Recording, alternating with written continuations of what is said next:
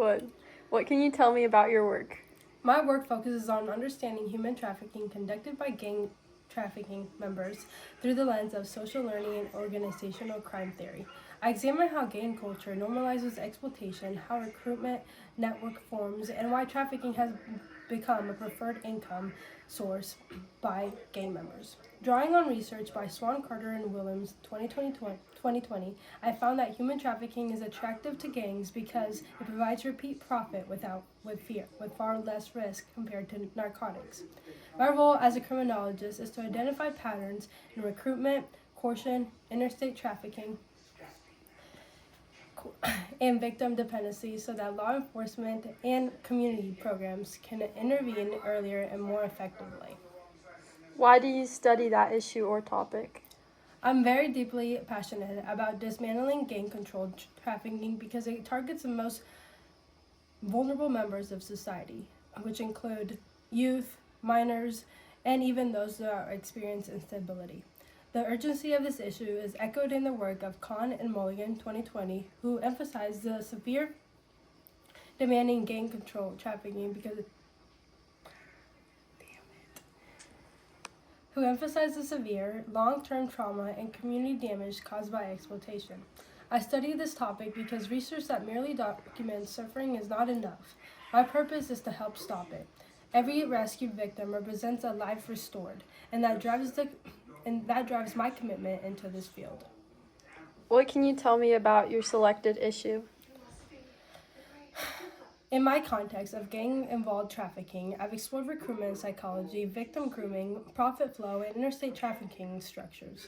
This involves studying how gang members establish trust or fear, how victims become trapped through emotional bonds or threats, and how networks move people across lines undetected. My research aligns from findings from Swan 2020 suggests that prevention must focus on recognizing recruitment behaviors because once a victim is deeply controlled, it becomes significantly harder to understand the early indicators that the key to saving lives. What is really new here? What is innovative about my research is the shift from focusing solely on rescue and prosecution to focusing on early recruitment detection. Instead of only studying trafficking once it has already occurred, I analyze warning signs that along appear before the exploitation even begins.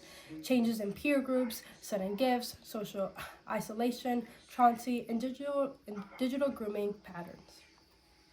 Why does your research even matter? My research matters because it provides practical early action solutions that prevent trafficking before it even escalates. As indicated by Swan 2020, current systems are strongest at their response but weakest at their prediction. My work fills that gap by identifying specific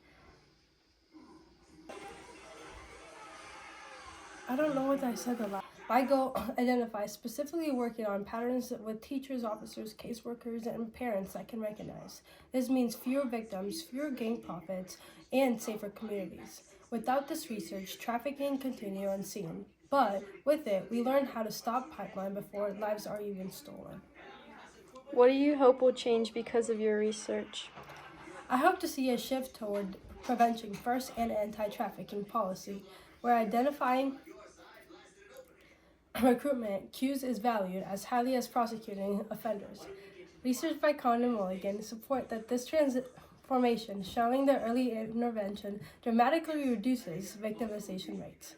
My goal is to see schools, shelters, and law enforcement units trained to detect grooming behaviors early, ultimately cutting off the supply of vulnerable individuals that gangs depend on. Why should taxpayers fund research like this?